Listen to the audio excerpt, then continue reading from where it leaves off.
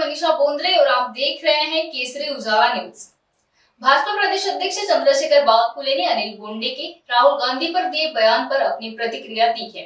उन्होंने कहा कि राज्यसभा सदस्य अनिल बोंडे द्वारा राहुल गांधी के खिलाफ दिए बयानों का वह समर्थन नहीं करते, लेकिन राहुल गांधी को भी विदेश जाकर भारत विरोधी बयान नहीं देना चाहिए था।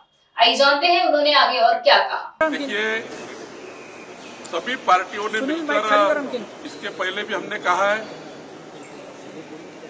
कि बयानबाजी महायुति के आपस में नहीं होनी चाहिए, लेकिन अनिल बोंडे जी इन्होंने जो बयानबाजी की है वो तो राहुल गांधी के खिलाफ है। राहुल गांधी के खिलाफ जिस प्रकार से अनिल बोंडे ने बोला है उसका समर्थन हम नहीं करते हैं, लेकिन राहुल गांधी का भी जो बयान आया है कि वो आरक्षण रद्द करेंगे, इसको लेकर जनता में कीड़े, ओबीसी समाज में एक बहुत बड़ा असंतोष है। एससी एसटी समाज में भी असंतोष है कि राहुल गांधी ने कहा हम आरक्षण बंद करेंगे, इसलिए थोड़ा अनिल बोंडे जी के आरक्षण को लेकर वो संतप्त हुए हैं और सभी संतप्त है, इसलिए उन्होंने कहा। लेकिन महायुति के आपस में कोई भी टकराव नहीं होना चाहिए।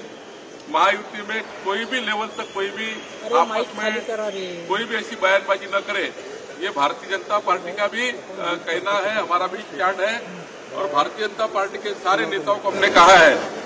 कांग्रेस के ऊपर कुछ बात करें ठीक है, और पार्टियों के बारे में, लेकिन महायुति के अंदरूनी बातें नहीं होनी चाहिए। अजितदादाची तक्रार जी आहे ती कुठली आहे मला माहिती नाही, पण माझं स्पष्ट मत आहे की अनिल बोंडेंनी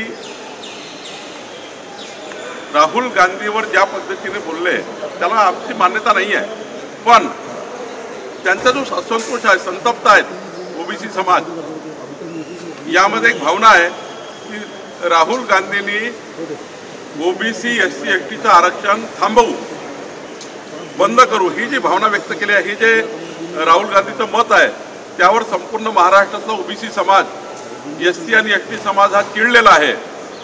त्याच्या भावना अनिल बोंडेंनी व्यक्त केल्या, करताना मात्र चांगल्याही मार्गाने बोलता आलं असतं, एवढंच त्यामध्ये आहे। यामध्ये अजितदादाचा तक्रार करण्याचा प्रश्न येत नाही, कारण अजितदादा हे काही महायुतीमध्ये काही भांडण नाही आहे। अनिल बोंडे हे राहुल गांधी बोललेले आहेत, पण चांगल्या भाषेत बोलता आलं असतं, एवढं मत आहे।